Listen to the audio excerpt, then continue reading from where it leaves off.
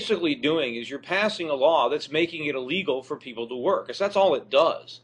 And if you want to think about all the ways the minimum wage law has impacted the economy and has impacted people's lives, think about all the jobs that have been practically eliminated or totally eliminated strictly as a function of the minimum wage. And low-skilled workers are in competition with employers. They compete with high-skilled workers, and they compete with capital. So to think about what happens when you're calling people on a telephone, your small business, and you're ending up getting voicemail. Why is it that there's so many companies that use voicemail? Well, they substitute voicemail for receptionists. Now, I think it's nice to actually talk to a person. I get very frustrated sometimes when I'm stuck in voicemail. I think it would be nice if more people can be hired to answer phones. But again, you have the minimum wage pricing people out of just low-skilled telephone answering jobs, and instead we replace them with automation. The same thing happens in an airport or in the train station. They used to have porters that would carry your luggage. Now there's nobody there. If you want to have your luggage carried, you do it yourself. You pay 50 cents and you rent a push cart. And so we're substituting push carts for labor. I mean, when's the last time somebody pumped your gas? I don't know if anybody, the Back to the Future movie where, the guy drives into the gas station and someone's checking his oil, checking his tire pressure, pumping his gas, washing his windows. All those jobs were eliminated by the minimum wage. Now we just pump the gas ourselves. And, more than just eliminating the jobs, we eliminated opportunity. Because a lot of kids who got jobs pumping gas ended up being mechanics. Because between fill-ups, they were working with the mechanics and they learned to trade. But now they don't have that opportunity because they don't get their first job. Some of the people who are watching this video blog are probably so young you don't even know that movie theaters used to have ushers. Once upon a time, when you went to a movie theater, there was always a kid with a flashlight showing you to your seat. Because when you come in a little late and the theater is dark, how do you find a seat? It's difficult. You trip sometimes. There used to be ushers. Why are there no more ushers? The minimum wage priced them out of existence. One of the reasons that fast food restaurants use plastic silverware, paper plates, is because they don't want to pay dishwashers to wash dishes. Minimum wage destroys that job. And so we substitute capital for labor. Or also, high-priced labor. The more expensive the government makes low-skilled labor, the more it helps higher-skilled labor, which is exactly why labor unions are such big proponents of the minimum wage, because it protects their high-paid workers from low-skilled competition by increasing the cost of employing lower-skilled workers. I mean, for example, let's assume that I want to build a fence, and I can hire a high-skilled fence builder who can build my fence at $15 an hour. But let's say I can get 3 lower-skilled workers to build the same fence. They don't have as much skill, so it's going to 3 of them can do it. And if I pay them, let's say $4 an hour, that's $12. Well, I can hire 3 unskilled workers, and that's better than hiring 1 skilled worker. But if there's a minimum wage that raises the wage to $6 an hour, well, now if I want to hire 3 unskilled workers, that's $18. Well, no, I'm not going to hire them now. Now I'm going to hire the 1 skilled worker at $15. I mean, the whole fantasy that you can raise wages with just passing a law is utter nonsense.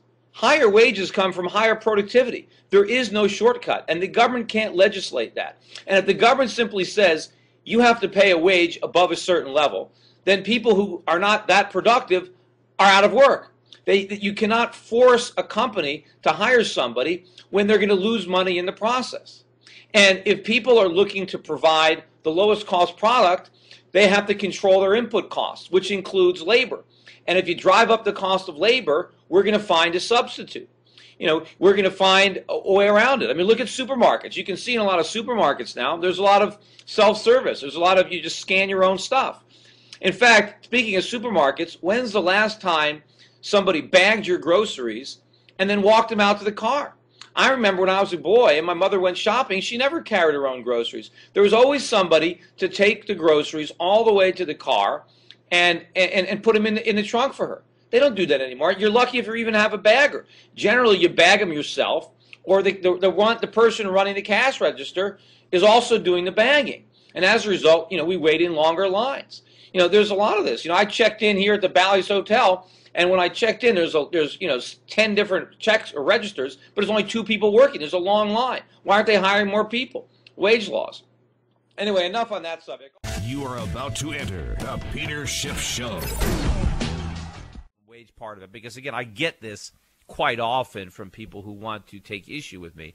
Here's what he's saying, quote, "You seem to think it is the benefit of all mankind that corporations be able to pay whatever they want for labor. This is an enraging nonsense. If you cared about your workers, you would at least have the decency of proclaiming that they should be paid a living wage. Minimum wage isn't even a living wage in this country. If corporations were allowed to charge whatever they wanted for labor, I guess he means pay, whatever they want for labor, they would pay next to nothing." Okay, so here's an individual who thinks that corporations can pay whatever they want for their workers. Their workers have no say in the matter. That a corporation could to dictate the wages that they're going to pay, and that the worker has no choice but to accept whatever meager wages the corporations are willing to pay, and the only reason that they don't pay next to nothing is because the government comes in and puts in a minimum wage. I mean, this is sheer nonsense.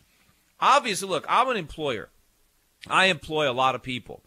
I don't employ anybody at the minimum wage. The people I employ earn a lot more than the minimum wage. Now, if I thought that they would do as good a job, if I thought my employees would work just as hard for the minimum wage, yeah, sure, I'd pay the minimum wage if I could get away with it.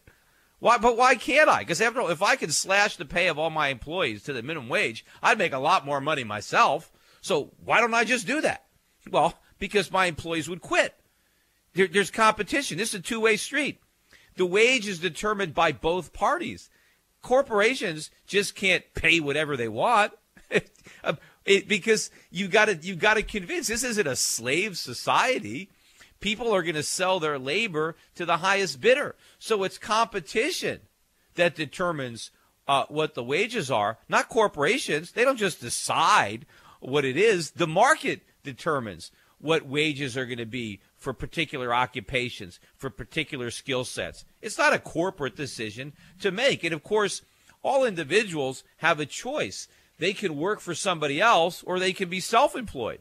So if an individual doesn't like the wages that he is being offered, he is free to just work on his own and create what other income stream his productivity can generate. But this is nonsense to think that corporations just pay whatever they want. They don't. Now, here is the problem. And again, what he doesn't see on the minimum wage, corporations are not going to pay somebody more than they're worth. Corporations are not in business to lose money. So if they're going to hire somebody, the person they're hiring has to add value to the corporation. That's the problem with the minimum wage. What if the minimum wage is at $8 an hour? What about somebody who can only add $6 an hour worth of value to that business? All that means is that that person is not allowed to work. Even if he wants to work for the $6 an hour, the minimum wage law says you can't. It's the corporation is not going to say, well, here's a guy that can generate $6 an hour worth of productivity. I'm going to pay him $8 an hour and lose $2. That means the corporation is worse off as a result of the hire. Why would they do that? Why would a company hire somebody if the act of hiring them actually means that their profits go down? They're not going to do it. Corporations are only wanting to hire people if the extra hire results in a higher profit, not a lower profit. And so this is the one thing that all of the critics of the minimum wage seem to overlook, that you can't force a business to pay a worker more than they're worth. Now, of course, what prevents a business from paying an employee less than they're worth? Their competition. Because workers are selling their labor just like companies are selling their products. When companies are selling their products, do companies get to dictate prices? No. I mean, obviously, if you're selling products, you want to sell them for as high a price as possible. Why don't companies just jack their prices up? Well, because their customers might not pay that price. The price of goods is determined by a competitive market because there's various businesses competing with one another. Companies just can't charge whatever they feel like. They have to charge a rate that the market will bear. Well, the same thing on labor. You just can't pay your employees whatever it is you feel like paying them. You pay what the market will bear.